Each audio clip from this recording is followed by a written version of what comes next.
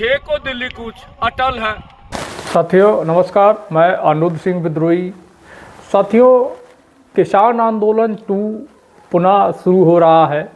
Shambhu border और Khanauri border पर पिछले 1 साल से करीब किसान पक्के मोर्चे लगा के बैठे हुए हैं।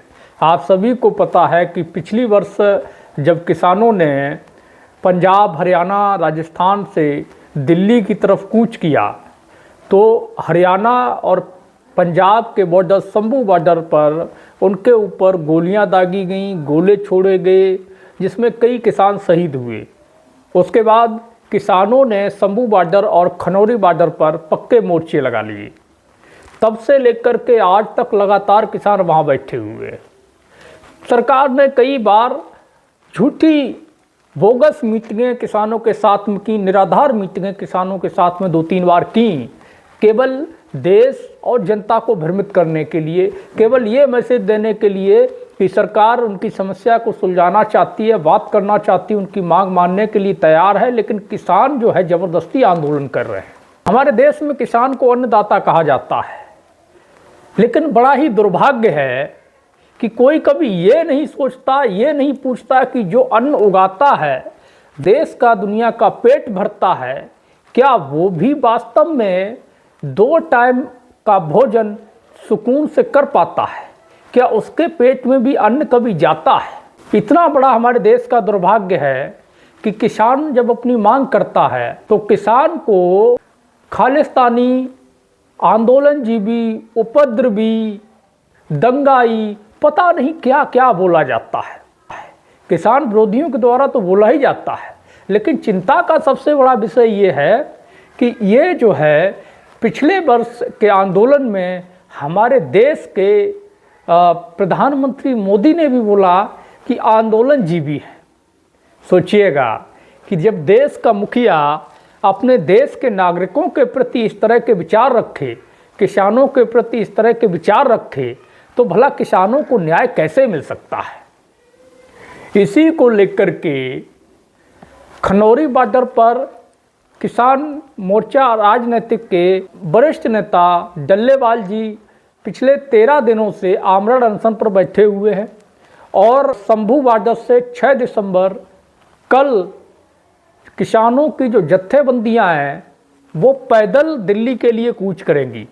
सरकार की हमेशा शिकायत रहती थी कि भाई ट्रैफिक जाम करते हैं, हुड़दंग करते हैं, ट्रैक्टर लेके नहीं जाने देंगे, ये नहीं करने देंगे, वो नहीं करने देंगे। तो इस बार हम सारे किसानों की जत्थेबंदियां दिल्ली पैदल कूच करेंगी। कोई ट्रैफिक जाम नहीं करेंगी, कोई बहुत बड़ा ट्रैक्टर या उस तरह की चीज़ें लेकर के हम ज़्यादा नहीं जाएंगे, पैदल जाएंगे और पैदल सारी जत्थेबंदियां शंभू बॉर्डर से, खनौरी बॉर्डर से और अन्य मोर्चों से दिल्ली के लिए रवाना होंगी।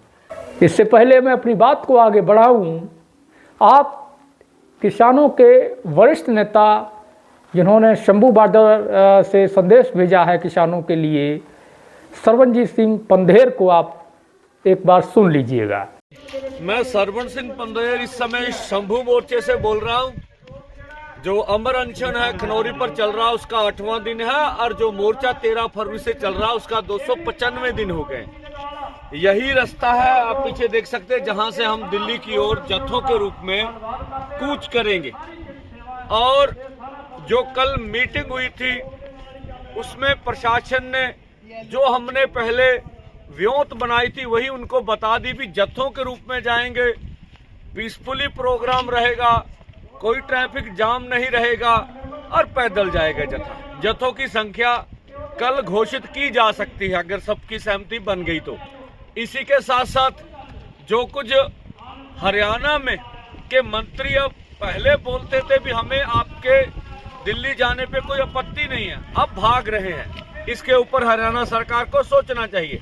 यही हम पूरे देश दुनिया को बात करना चाहते हैं कि ये जो दीवार निकली है मेरे पीछे, इन्होंने पंजाब हरियाणा की आर्थिकता का नुकसान किया, ट्रांसपोर्टरों का नुकसान किया, व्यापारियों का नुकसान किया, आम लोगों को तंग किसने किया? मोदी सरकार ने। और इसी के साथ साथ जो आज पंजाब में जो दरिया में गंदा पानी लुधियाने की फैक्ट्री डालती थी, वहाँ आम नौजवानों ने उनके खिलाफ प्रदर्शन रखा था कि आप जहरीला पानी जो है बुड्ढे नाले का वो दरिया में मत डालें। तो जो आज पंजाब सरकार हमें मालूम हुआ है, वहां पर नौजवानों को गिरफ्तार किया गया, लाठीचार्ज किया गया, उसके दोनों फॉर्म निंदा करते हैं। उनको तुरंत रिहा किया जाना चाहिए और जो उनको अदालतों का नोटिस भी उनके खिलाफ है, भी आपका जहरीला पानी पोल्यूशन कंट्रोल बोर्ड ने भी उनके खिलाफ लिखा है।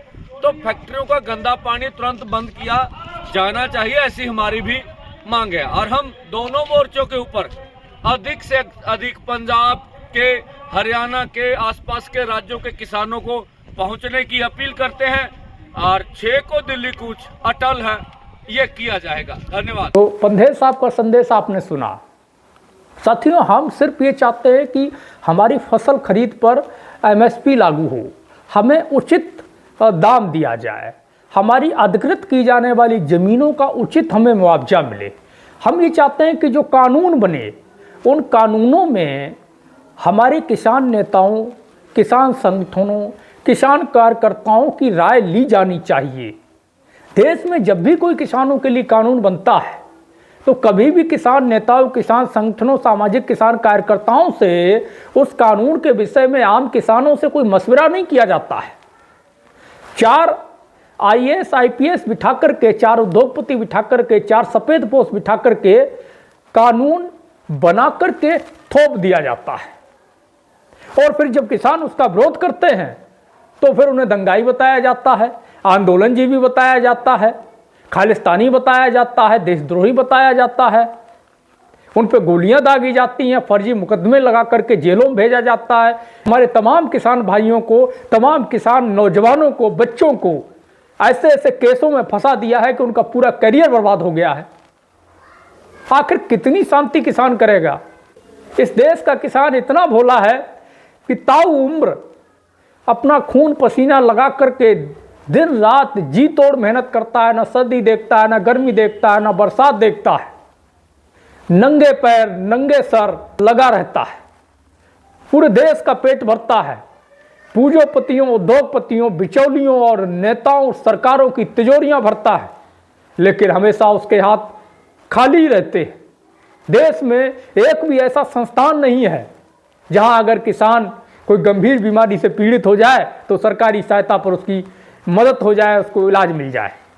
कोई भी ऐसा संस्थान नहीं है, कोई भी ऐसी अलग से विधि व्यवस्था नहीं है, न्यायालय, कोर्ट बेंच नहीं है जहां जब पूंजीपतियों, उद्योगपतियों, बिचौलियों, सफेद पोशों के द्वारा जब उसको लूट लिया जाए, ठग लिया जाए, कंपनियों के द्वारा ठग लिया जाए, तो वो जाकर के वहां अपने न्याय की गुहार लगा सके और वहां उसको फ्री ऑफ कॉस्ट न्यायिक सेवा मिल सके, उसको न्याय मिल सके, कानूनी सलाह मिल सके और पूरी व्यवस्था मिल सके और उसको तुरंत न्याय उपलब्ध हो, उसको बहुत ज़्यादा चक्कर न लगाने पड़े। खाद बीज के लिए 4-4 दिन तक लाइन में लगना पड़ता है, उसके बाद भी किसान को हिस्से आती हैं तो लाठियां और मुकदमे, लेकिन खाद और बीज नहीं मिलता है।